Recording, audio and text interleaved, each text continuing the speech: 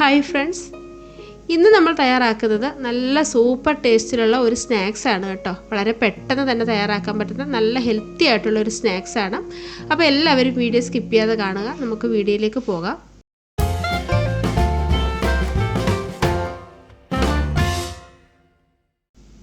അപ്പോൾ ഇതിന് നമുക്ക് ആവശ്യമായിട്ടുള്ളത് കടലമാവാണ്. ഞാനൊരു ബൗളിലേക്ക് 2 കപ്പ് കടലമാവ് ചേർത്ത് കൊടുക്കുന്നുണ്ട്. ഇനി ഇതിലേക്ക് ആവശ്യത്തിനുള്ള ഉപ്പിട്ട് കൊടുക്കാം.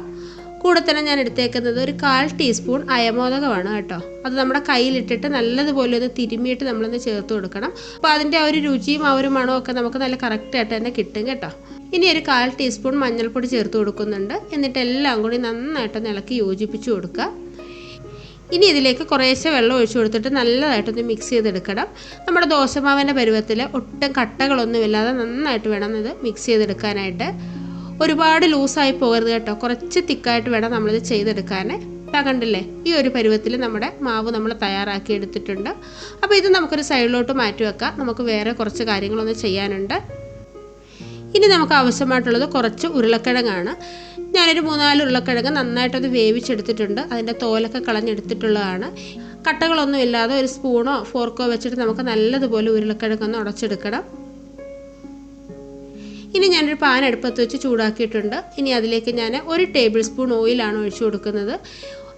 നല്ലതുപോലെ നമ്മുടെ എണ്ണ ഒന്ന് ചൂടായിട്ട് വരുമ്പോൾ അതിലേക്ക് ഒരു 1/4 ടീസ്പൂൺ ചെറിയ ജീരകം ഇട്ട് കൊടുക്കുന്നുണ്ട്. ഇനി ഇതിലേക്ക് ഒരു ചെറിയ കഷ്ണം ഇഞ്ചി ചെറുതായിട്ട് കട്ട് ചെയ്തതും അതേപോലെ തന്നെ 2 പച്ചമുളക് വട്ടത്തിൽ കട്ട് ചെയ്തതും ചേർത്ത് കൊടുക്കുന്നുണ്ട്. ഇത് രണ്ടും കൂടെ ചേർത്ത് നല്ല രീതിയിലൊന്ന് മൂപ്പിച്ചെടുക്കണം.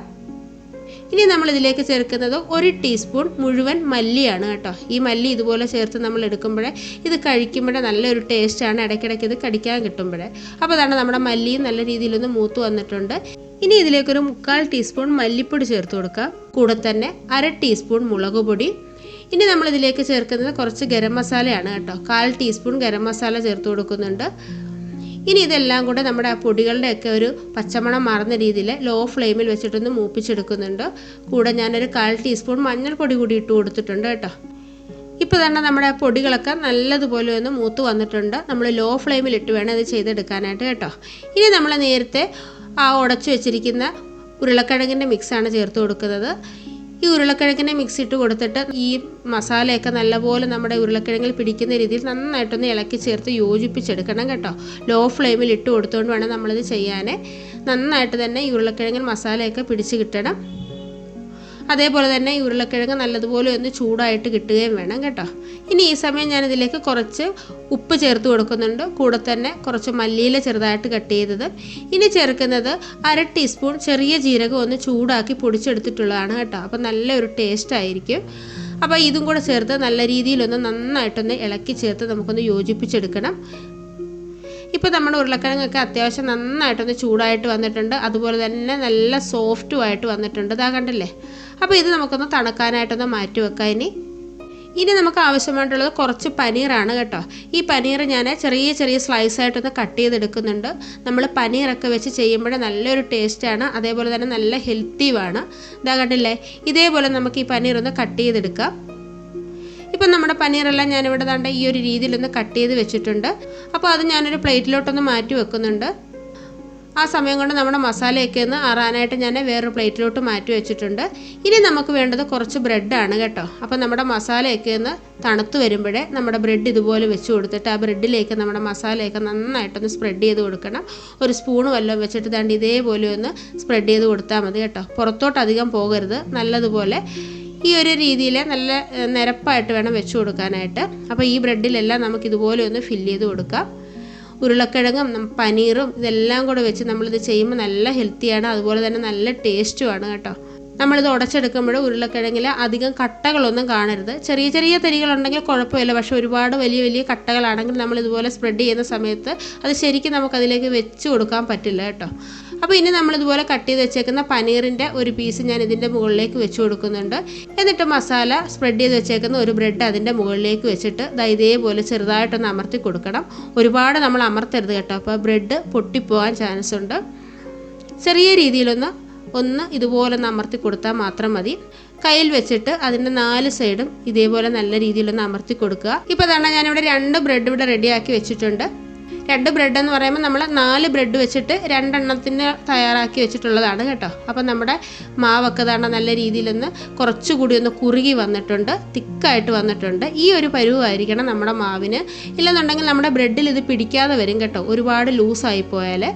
അപ്പോൾ ഈ സമയം ഞാൻ ഇതിലേക്ക് കുറച്ച് മല്ലിയിലയും കൂടി ചേർത്ത് കൊടുക്കുന്നുണ്ട്. അതും കൂടി ചേർത്ത് നല്ലതുപോലെ ഒന്ന് മിക്സ് ചെയ്ത് കൊടുക്കുക. എന്നിട്ട് നമുക്കിത് ഉണ്ടാക്കാനായിട്ട് തുടങ്ങാം.